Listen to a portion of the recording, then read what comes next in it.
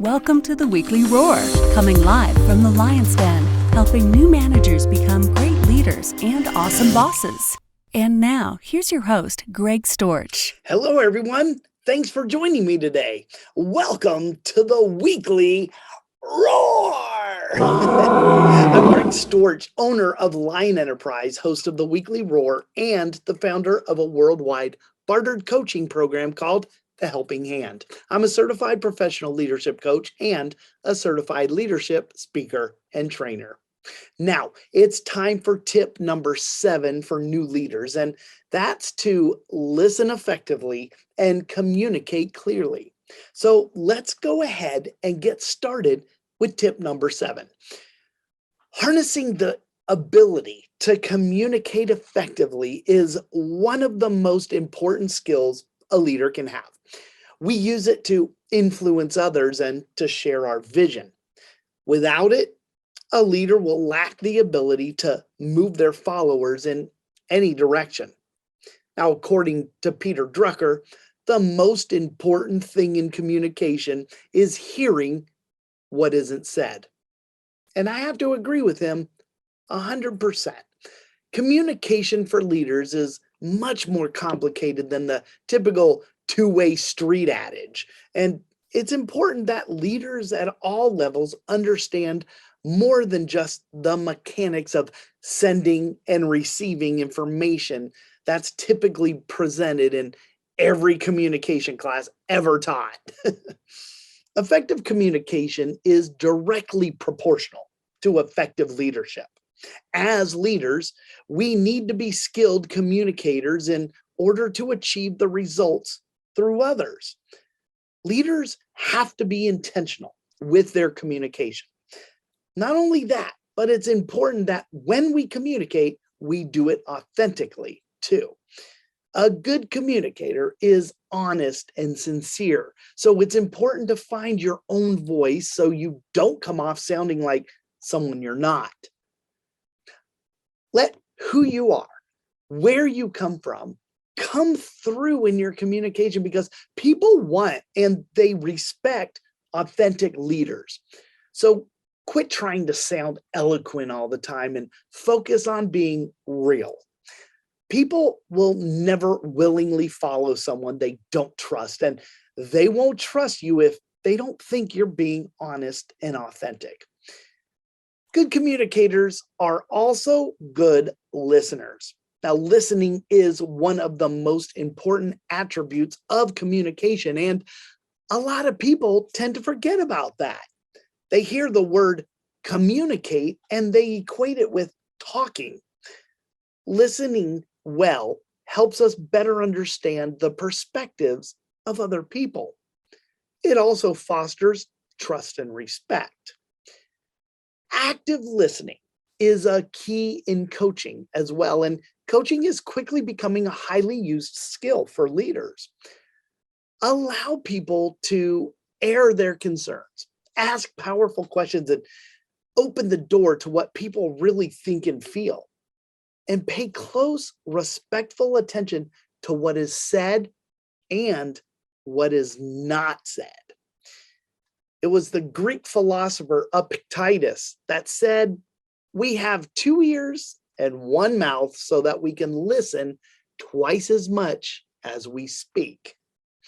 The reason why I say that active listening is so important to our success as leaders is because it helps us better understand what is being said from the speaker's point of view.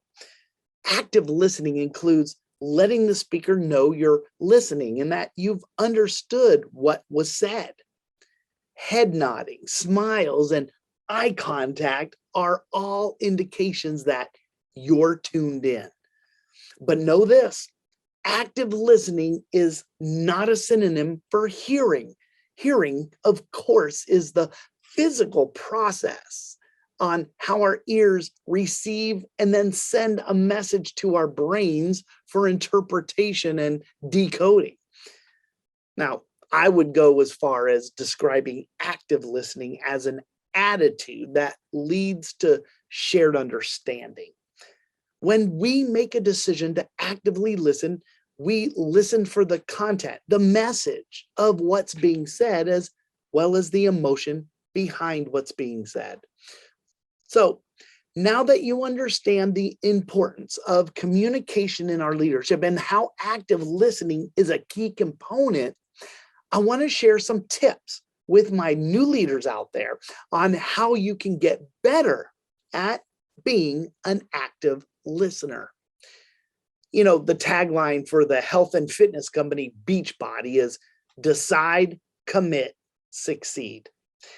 It's a simple but very effective approach to anything that we want to get better at doing. And the same goes for improving our active listening skills. So first, you have to decide to become a better listener. Start with small steps and be aware of the environment when someone is speaking to you. You have to be present in the moment, which means not being distracted by other things like that next meeting that's coming up on your schedule or messages that are dinging on your cell phone. Put away your smartphone and look at the person speaking to you. Give them your undivided attention. Free yourself of all distractions and be present in the conversation.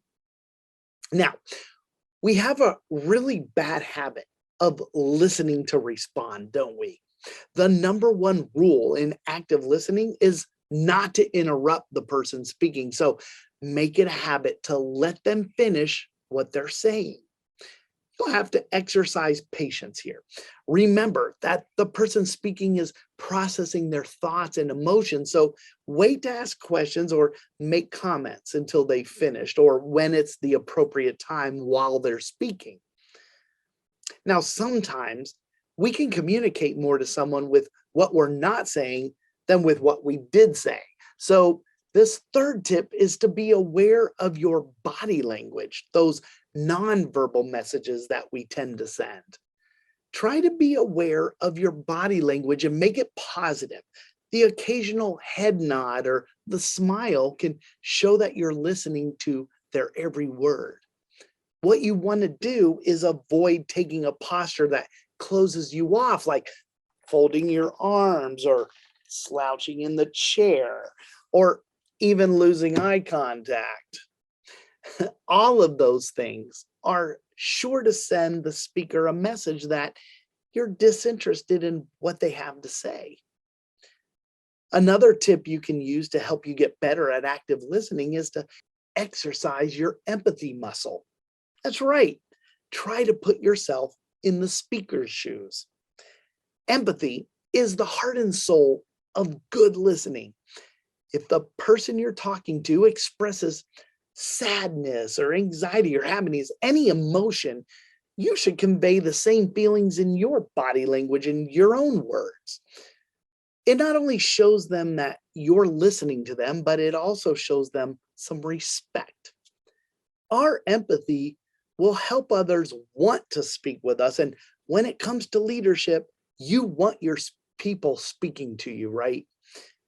And then the last tip that I'd say is to ask questions throughout the conversation or at the end of the conversation, whenever.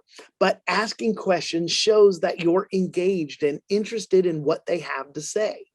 It will also help you to understand what is being said so that you can summarize what you've heard them say to you. Get it right, then they know that they've been heard loud and clear. So there you have it, leaders. If you want to take your communication to the next level, get better at active listening, use the 4 tips that I just mentioned. First, pay attention and show it. Remove those distractions and be present. Second, be patient. Don't interrupt while the person's speaking. Wait for the right time to ask questions, but follow up with questions. Third, watch your body language so you don't appear disinterested. Positive body language shows that you're engaged and present, like keeping eye contact. And then fourth, ask good open-ended questions during and after the conversation to check for your own understanding. Repeat back what you've heard to give them a chance to correct anything that you may have misunderstood. You know, what I love about all of the points that I just made is that they can be applied in both our personal and our professional lives.